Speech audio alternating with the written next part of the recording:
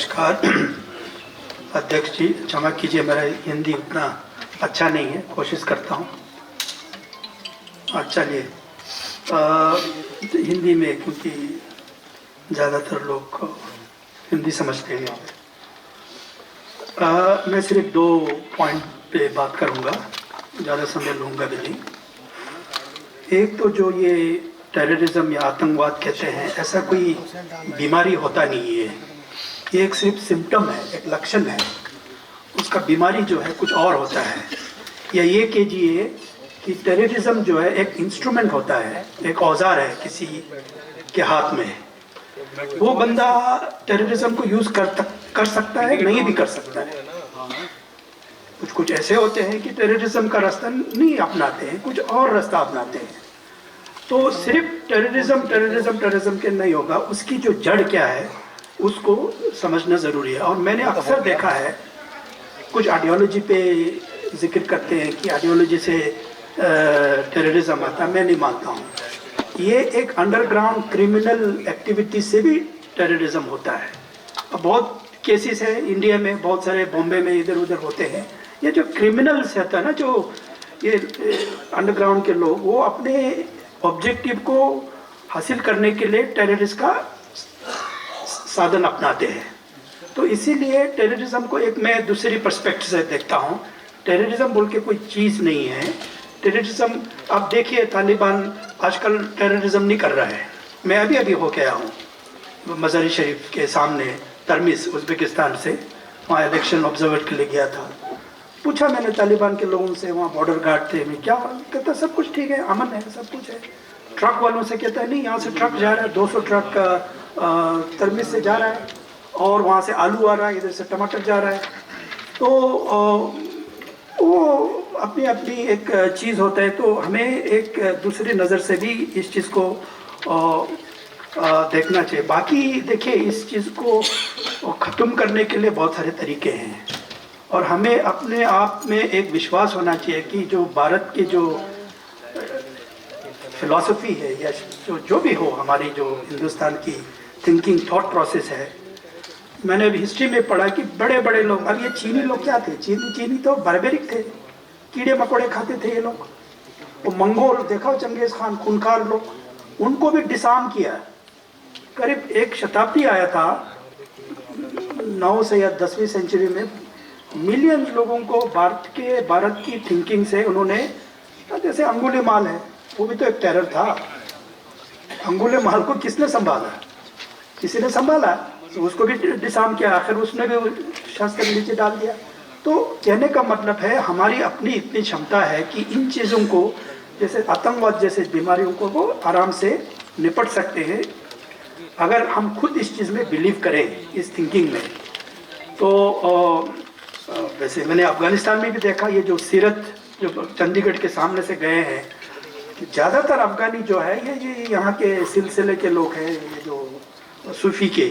तो वो कुछ और करता है, लेकिन जो पाकिस्तान एक इंस्ट्रूमेंट की तरह टेररिज्म को यूज़ करता है, जिस दिन पाकिस्तान इस इंस्ट्रूमेंट को बंद कर देगा, अफ़गान लोग तो शांति में रहते हैं, उनको भी अपने जीवन से बहुत प्यार करते हैं। और दूसरा, हमारा क्या वहाँ पे थिंकिंग है। देखिए, हमारा अफ़गानिस्तान में क्या इंटरेस्ट है, क्या है हमारा कोर इंटरेस्ट, क्या था? हमारे एक नागरिक मरे गए, दानिश सिद्दीकी, फोटोग्राफर। उसके सिवा तालिबान आने के बाद कोई मरा क्या? हमारा इंटरेस्ट था हमारे अपने जो हिंदुस्तानी लोगों को बचाए। ये पहला काम है हमारा, पहला काम है, और हमने बचाया, सबको लाया जहाँ से लाया। लास्ट में हमारे सिख भाई लोग थे, जत्था जो भी था, उनको लाए एयर इंडिया ने। तो ये हमारा प्राइमरी इंटरेस्ट, हमारा कोर इंटरेस्ट, जो कठोर हमारा इंटरेस्ट है वही है। बाकी हो गया वहाँ पे शांति करना, वहाँ पे ये होना वो होना, वो हमारा कोर इंटरेस्ट नहीं है। अगर एक अफ़गान दूसरे अफ़गान को मरता है तो मैं उसमें क्या कर सकता हूँ, बताइए? हमारे भारतीय तो नहीं मर रहे ना। अब लोग कह रहे हैं कश्मीर में आएगा, कश्मीर में आएगा तो देखा जाएगा। मेरा अपना मानना है कि कश्मीर में नहीं आएगा। जब 95-96 में ज़्यादा अफगान लोग आए थे और तालिबान 96 में आए थे तो सारा अफगान वापस चले गए। इतने उनके पास, अब तो उन्होंने देश को चलाना है, को कश्मीर के लिए कहाँ समय है उनके पास, वो नहीं आएगा। दूसरा, उस टाइम पे कुछ छेड़छाड़ करते रहते, हमारे एम्बेसी पे बॉम्ब मार दिया, एक ब्रिगेडियर साहब भी मरे थे, जिसमें हकानी ने किया हो या हिकमत ताहिर के ग्रुप ने किया हो, हिजबुल उसने किया हो, लेकिन उस टाइम वो छुप छुप के करते थे पाकिस्तानी इशारे पे, जो शेडो एक्टिविटीज़ कहते हैं, वो भूत की तरह आके कहीं डाल के चला गया। अब तो वो ओपन में है, उनको आंसर देना पड़ेगा, वो तो सरकार में है। अगर कश्मीर में आएगा तो उनसे सवाल पूछा जाएगा। तो ऐसे भी नहीं है कि, और मैं नहीं मानता हूँ, अब 3-3.5 महीना हो गया तालिबान आके, क्या हुआ हमारे, क्या आसमान टूट पड़ा क्या भारत में? कुछ नहीं हुआ। 2-4 लोग आके बोल दिया टीवी पे, गलत चला दिए होंगे, वो होंगे, क्या हुआ? कुछ हुआ नहीं। तो हमें अपने चीज़ों को अपने नज़र से देखना है। बाकी अभी आजकल कह रहा है जी वहाँ पे भूखे हैं, नंगे हो रहे हैं, खाना पीने का नहीं है। अरे खाना पीना तो इथोपिया में भी नहीं है, सूडान में भी नहीं है, वहाँ क्यों नहीं चिंता करते हो? चिंता करने की एक ह्यूमैनिटी की है, वो मैं मानता हूँ, लेकिन इसको एक बड़ा मुद्दा बना के ये करना, और ये मैंने मानता हूँ कि करोड़ों 3 बिलियन डॉलर कहते हैं खर्चा किया। मैं अभी शादरा में जाता हूँ, हमारे जहाँ ज़्यादा गरीबी है, उन बच्चों पे ज़्यादा स्पेंड करना चाहिए, ताकि कहीं और कहीं दूर दूर जाके पैसा खर्चा करें। और हमें मिला क्या? कुछ भी नहीं मिला, ज़ीरो। आज के नतीजे पे आप उसका हिसाब किताब करेगा तो ज़ीरो है नतीजा। मैं ये उससे ये कहता हूँ, इसीलिए मुझे लगता है कि जो हमारा अफगानिस्तान पे आने वाला जो पॉलिसी है, थोड़ा बैलेंस होना चाहिए। जो भी करें यूनाइटेड नेशन के थ्रू करें, अगर ह्यूमैनिटेरियन एड देना है या दवाई भेजना है, गेहूँ भेजना चाहिए, क्यों नहीं भेजना चाहिए, लेकिन इसको बड़ा हमारा ऐसा एक गेम बना के करें, ऐसा नहीं हो। जब दुनिया पे कहीं भी हो, जैसे वैक्सीन के हुआ था, हम लोग ने किया। अभी कल देखिए, उसमें एक बड़ी अच्छी एक थियरी है जो लॉ ऑफ अट्रैक्शन कहते हैं। एक सुंदर परी है, सुंदर लड़की है, तो उस लड़की के ऊपर सब लोग अट्रैक्ट होते हैं, सबका आंखें उधर जाता है। भारत का थियरी है कि भारत अपने आप में इतना ऐसा एक सुंदरता है भारत में, सब लोग हमारे ऊपर आकर्षित होते हैं, भारत किसी के ऊपर नजर नहीं मारता है। लॉ ऑफ अट्रैक्शन कहते हैं उसको। अब हमने छोड़ दिया, तालिबान को छोड़ दिया, आपसे बात नहीं करेंगे, हमने दूतावास पे भी बंद कर दिया। कल सुहेल शाहीन टीवी पे आके कहा प्लीज एम्बेसी खोल दीजिए, आप थोड़ा सा अच्छा नहीं लगता है, आप आइए ना, जहाज भी खोल दीजिए, दूतावास खोल दीजिए, वीजा दे दीजिए। तो आ गया ना अपने रास्ते पे। हिंदुस्तान की देखो, अफगान का अपना आइडेंटिटी पूरा नहीं है जब तक हिंदुस्तान उसको रिकग्नाइज करेगा। उसको सेंस ऑफ पावर दिल्ली से आता है, क्योंकि एक ज़माने में अफगान के बादशाह जो है दिल्ली से रूल करता था, अहमद शाह अब्दाली के टाइम पे। तो उनको कोई भी इधर से इस्लामाबाद उनको रिकग्निशन दे, कराची दे, उनको ज़्यादा माने नहीं है। दिल्ली क्या करता है, ये बहुत इंपॉर्टेंट होता है कि दिल्ली क्या सोचता है। दिल्ली ने छोड़ दिया तो उसका लेजिटिमेसी नहीं है पूरा उसका। जैसे घर में एक बुजुर्ग ने आपको शादी पे वो मंजूरी नहीं दिया, तो आपका शादी जो है अधूरा रहता है, बुजुर्गों ने आपको आशीर्वाद भी नहीं दिया।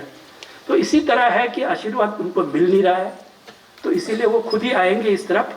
और ये भारत की अपनी एक ताकत है, इसको संभाल के रखना चाहिए। और वो आएंगे, कहाँ जाएंगे, कौन देगा? अमेरिका वापस आने वाला नहीं है, 100 साल तक नहीं आएगा।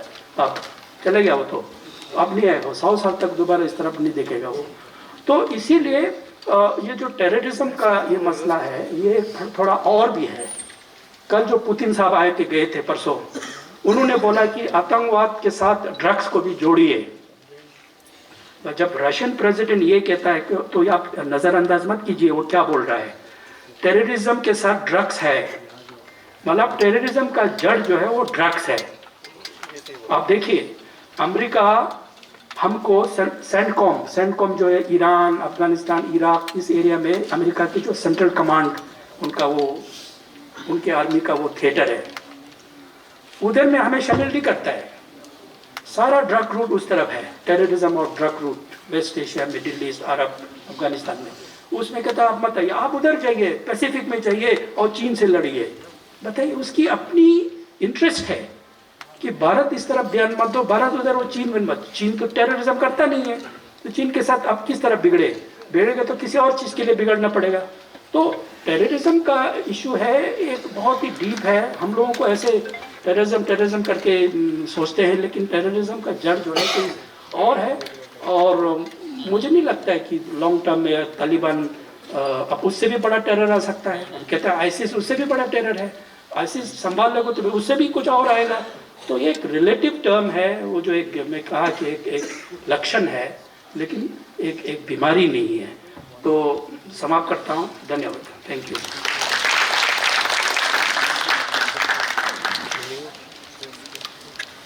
बहुत बहुत शुक्रिया अम्बेडकर साहब। और अम्बेडकर साहब के बारे में मैं आप लोग सामने एक बात रखना चाहता हूँ कि रियली ये चाइना के बिल्कुल बॉर्डर एरिया में रहते तो जो प्रॉब्लम ये फेस कर रहे हैं, शायद हम लोग यहाँ सिर्फ पेपर में और न्यूज़ पेपर में पढ़ते हैं या देखते हैं न्यूज़ में, लेकिन रियली क्या प्रॉब्लम है अम्बेडकर साहब खुद वो वहाँ से फेस करते हैं और रोज़ाना देखते हैं। तो इनके पास बिल्कुल भी इन्फॉर्मेशन थी, ग्रास रूट लेवल जो की इन्फॉर्मेशन थी वो थी जो हम लोग के सामने रखें। और इन्होंने एक बहुत अच्छी बात कही कि what is the root cause of terrorism and how we should resolve the problem of terrorism. उस पर हम लोग की बात करने की ज़रूरत है और सोचने की ज़रूरत है। बहुत बहुत शुक्रिया सर कि